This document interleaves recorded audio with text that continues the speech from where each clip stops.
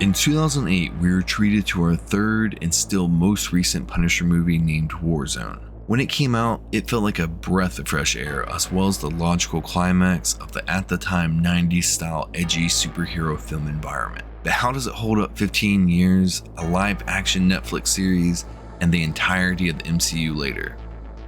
Well, that's kind of a loaded question, with certain parts standing out as still amazing and others noticeably cringy. Let's start from the top and quickly move through it in this entry of Punisher Profile.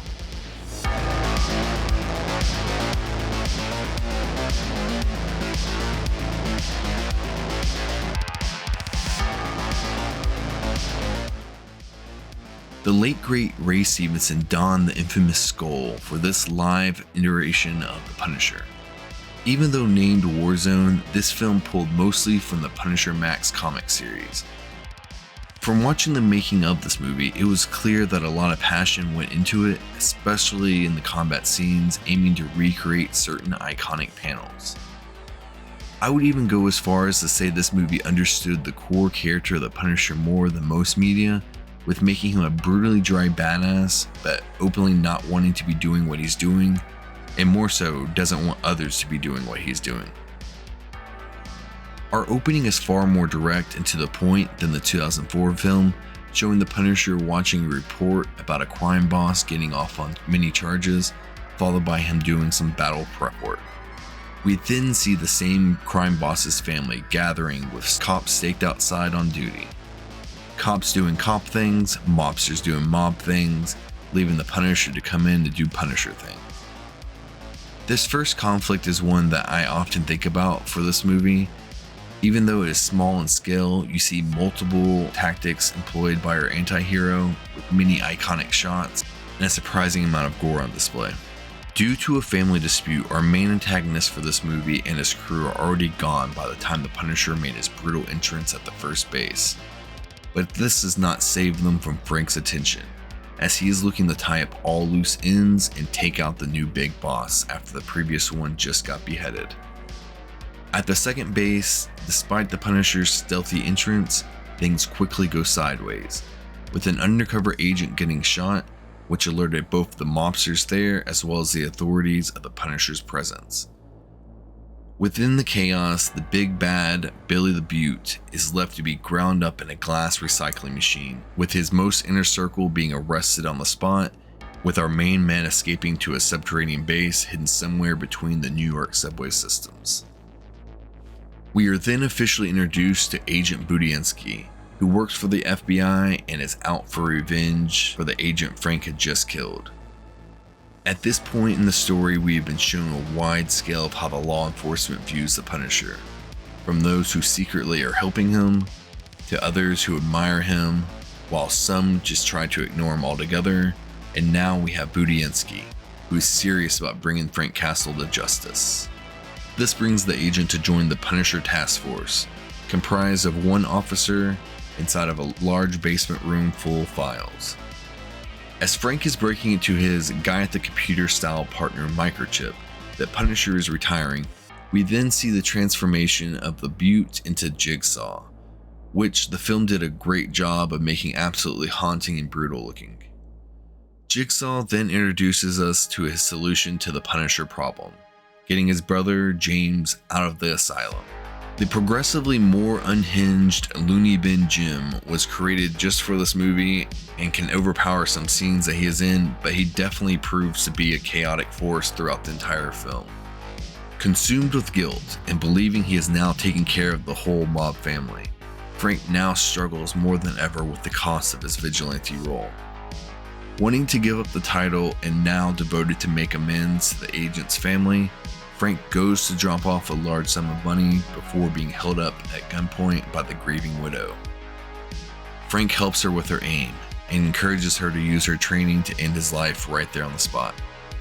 She eventually stands down and makes Castle leave with his money. We then get shown Jigsaw's struggles revolving around money that leads us back to the widow, as her dead husband had been holding on to a large sum of the mob's cash. This of course leads to a conflict of the Punisher rescuing the widow and child, while Billy and his boys get arrested, only to be let right back out after riding on a Russian connection. Punisher is left with no other option other than to raid Jigsaw's new base of operations, which happens to be an abandoned hotel that he has recruited other local gangs to inhabit in order to join in on stopping Big Pun.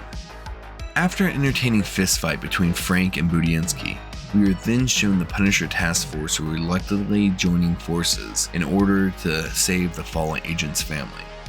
With relative ease, Punisher makes his way through each floor, going through gang by gang extreme force until he has a dragged out tussle with Looney Bin Jim that eventually has him scurrying back to his brother for the climax. This has the Punisher forced to choose between saving Micro, his partner, or the widow and her kid, which of course ends with Frank exchanging LBJ's life for that of his partner before jumping in the way of the kid getting shot, with one last fight between Pun and Jigsaw. This has Jigsaw being impaled and roasted over open fire, which seems like a pretty definite end, but so did the glass recycling machine.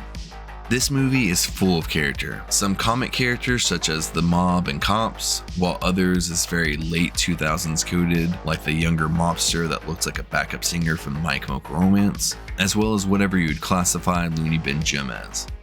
Even the city is given a lot of personality, with each of the gangs in the film being represented by a different color, which is reflected in each shot of the streets, as the territories are clearly demonstrated with strong blues, reds, and yellows.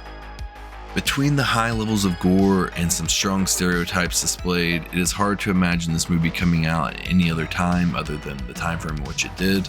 And revisiting it for this series for the first time in close to a decade, certain parts are jarring, but is well paced enough that the movie gets to shine and be better than the sum of its worst factors. From start to end, Ray Stevenson was an amazing Punisher, even being a champ through some of the rougher dialogue, like when he's talking to a preacher and says, "Sometimes I would like to get my hands on God." With this movie starting long into Punisher's war on crime, we don't get to see very much of him before losing his family, but what we do see was not enough to judge him as a Frank Castle, but we definitely got to see plenty of Punisher, which I feel like Ray Stevenson more than pulled off. This movie does try to give a go at some social commentary as well as basic messages, but I think the two biggest takeaways are that being like the Punisher is not something that anyone should want, and that some people can talk a big game about their morals, but that can quickly change when either their or their loved ones' lives are put on the line. This last one was drilled in even during the closing shots, where the main cop of the Punisher task force is talking about not liking all the killing, but then gets mugged, not hesitating for a second to call out to the Punisher for help, knowing full well that it's going to end with this guy getting shot. So for as far as it holds up, action scenes are still top notch. Story moves along fast enough that it's entertaining, but the movie does feel very dated to the late 2000s. Mainly when it comes to the soundtrack on the positive end, with the gang and minority stereotypes being on the negative end. I would not say this is something I would suggest to an average comic fan, but I could still see fans of the character loving this version of the Punisher, as well as the movie itself. This ends our live action movies, but before I scale each of them beside one another, I want to cover the Netflix adaptation of the Punisher, so we will be doing that next month before moving on to animated versions and then eventually the major comic arcs. Hello everyone, I want to start by thanking everyone for making it this far. If you wouldn't mind, it would greatly help me if you would give me a like. I've already done the other live action Punisher movies if you want to see those. And then I am going to be covering quite a bit more Punisher, as well as Gundams, gaming, and general nerdom. There's plenty to see, and as always, I'm happy to take suggestions, so make sure to let me know what you think down below. And until next time, I hope everyone has a great one and an amazing 2024.